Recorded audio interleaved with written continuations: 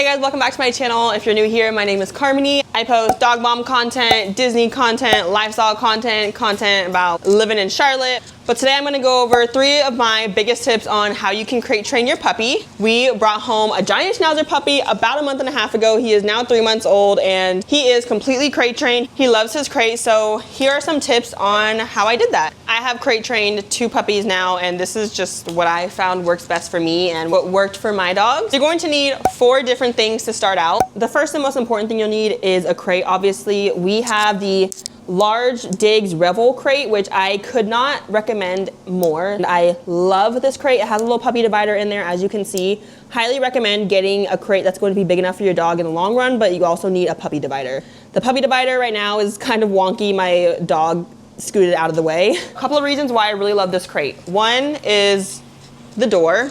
I like this mechanism. A lot of those traditional black wire crates have like the flap, which dogs have been known to figure out how to open them up by themselves. So I really love this secure locking mechanism. I also love this feature. It has a garage door that I can eventually push up and push in.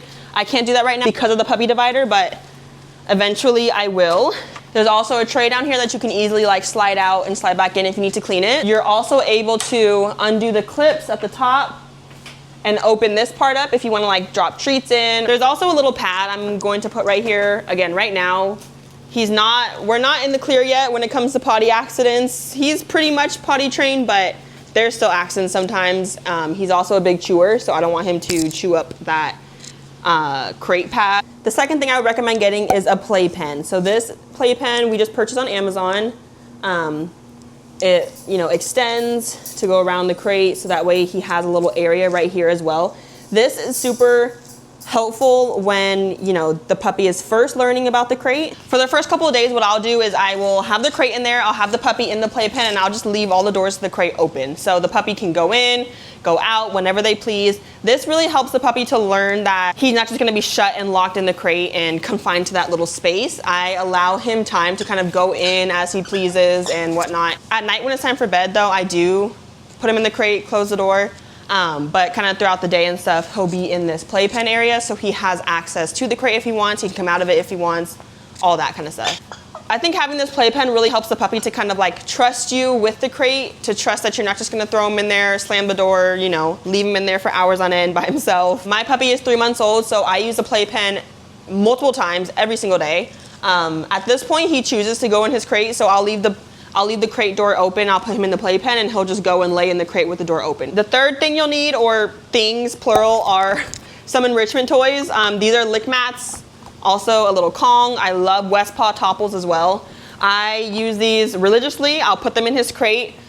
Again, the whole goal when it comes to crate training is creating positive associations with the crate. So for my dog Draco, food is very positive for him. So I'll smear his raw food on these. I'll smear, pet friendly peanut butter, then I'll toss it into the freezer and I'll just put it in his crate. So multiple times throughout the day, I will encourage him to go into his crate. I'll put the lick mat in his crate. I'll leave the crate door open still, but I'll put the lick mat or the Kong or the topple into his crate so he can eat it in there. The last thing I recommend you get is just a blanket, but you just need something to be able to cover the crate. So I find it's really helpful for a puppy to learn how to settle and to calm down and just feel safe in their crate is when you put a blanket over it and cover it. It makes it dark, it makes it kind of like a den for them, and it really helps them to just like feel safe in the space. Now, when it comes to tips for crate training, my biggest tip is just to make the crate Disneyland. That's a quote I took from Rachel Fusero. If you don't know who she is, look her up. She has tons of good advice on just everything that has to do with raising a dog or a puppy.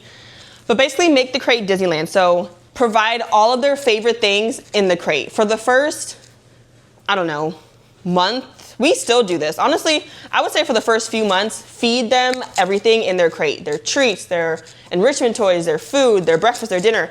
Everything I feed in his crate, to the point now where when I get food, Draco goes straight into his crate because he knows that's where he's getting it. Another tip I have is to just play and train around the crate. So, toss things in it, let him run out, play some tug around it, just do fun things around the crate, do some training with some treats. All of this helps to create positive associations with the crate. And lastly, please do not leave them in there for too long. Luckily, I work from home, so it's okay for me, but I know people do have to go into the office for, 8 hours a day.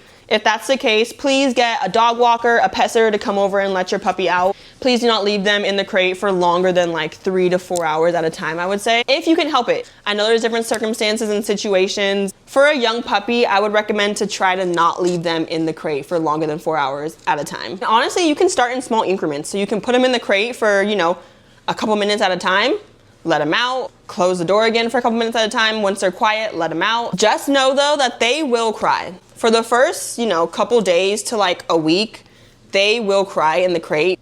The biggest thing to remember is please, please, please do not give in. I know it's so hard when there's a screaming little puppy and you're just like ready to pull your hair out. Please do not give in to their crying, because that just teaches them that, oh, I cry, I come out. If I cry, I get attention. So his crying was pretty intense the first night.